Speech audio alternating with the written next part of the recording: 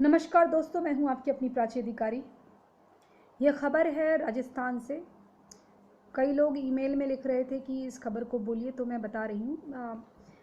हुआ ये कि एक व्यक्ति की किसी जिहादी से बहस हो गई और वो सब्ज़ी ले रहे थे। कमल नाम के व्यक्ति थे, दुकानदार।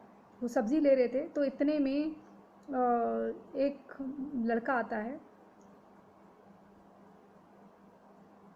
अब्दुल या समीर। ये व्यक्ति जो है इनसे बहस करता है और बहस में चाकू निकाल देता है और चाकू से उस पर हमला कर देता है। फिर दूसरे दिन भीड़ आ जाती है और फिर वहाँ चौक पे माहौल ख़राब होता है, आगजनी की घटनाएं होती हैं, कारें फूकी जाती हैं। कहने का मतलब ये है कि अब्दुल, समीर, सलमान, ये सब इस बात की ताक में होते हैं कि कब आपका इनसे झगड़ा हो। और ये घर से पॉलिथीन या बैग लेके नहीं चलते सब्ज़ी लेने के लिए, ये सीधे सोचते हैं वहीं काट के सब्ज़ी बना के आएंगे, तो चाकू छुरा सब लेके चलते हैं। किसी की रोड में किसी से बहस हो जाती है तो गोली मार देता है। तो इसका मतलब रज़ाक जो है राहुल के लिए तमंचा लेके चलता है। मतलब ये सारे वेपन लेके चलते हैं। आम आदमी कौन वेपन लेके चलता है, मुझे समझ में नहीं आता। आप बताइए, आप खुद ही सोचिए, आप खुद समझदार हैं।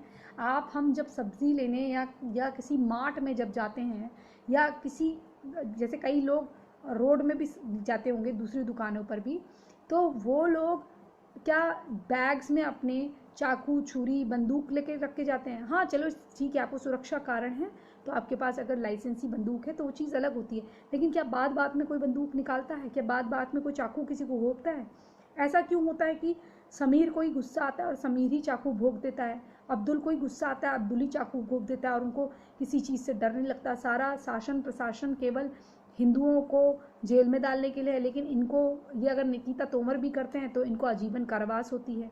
अगर कमलेश तिवारी अपने मुंह से थोड़ी सी बात बोल देते हैं तो उनको गला काटने की धमकी भी मिलती है, रासुका भी लगाई जाती है। उसके बाद जो गला काटने की धमकी देते हैं उनको तो कुछ नहीं करा जाता, लेकिन जो गला काट देते हैं, हाँ उनका हाल ज़रूर बुरा होता है। लेकिन ये नौबत आती क्यों है? क्योंकि इतना संरक्षण इनको सरकारी महकमे से मिलता है। फिर हमारी बात आती है, अभी जैसे यतीन नरसिम्हानंद जी का हुआ था, इन्होंने कुछ कह दिया तो इनको अमरुतुल्लाह ने धमकी दी, तो अमरुतुल्लाह ने धमकी दी तो उसके बाद क्या हुआ? वो ऐसे ही सुरक्षित घूम रहा है, FIR इनके खिलाफ हुई है। तो ये जो सिस्टम है ये बदलना चाहिए और ये माइनॉरिटी कोटा अब ख़त्म होना चाहिए, क्योंकि ये दिल्ली के सेंट्रल के माइनॉरिटी कोटे से मज़े लूट रहे हैं, फिर ये स्टेट के माइनॉरिटी कोटे से मज़े लूट रहे हैं। सारा शासन प्रशासन इन्हीं के साथ लगा हुआ है, सारे पैसे इकट्ठा करके जकात करके हमारे ही गले काट रहे हैं। तो ये हो क्या रहा है? अब तो ये अति हो रही है भैया।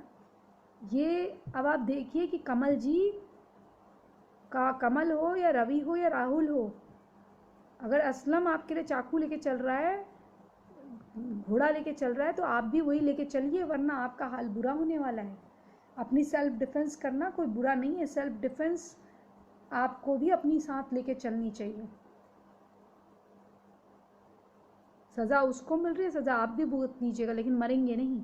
अपने प्राणों की रक्षा करिए, समझदारी से काम लीजिए, उदारता और कायरता में अंतर समझिए।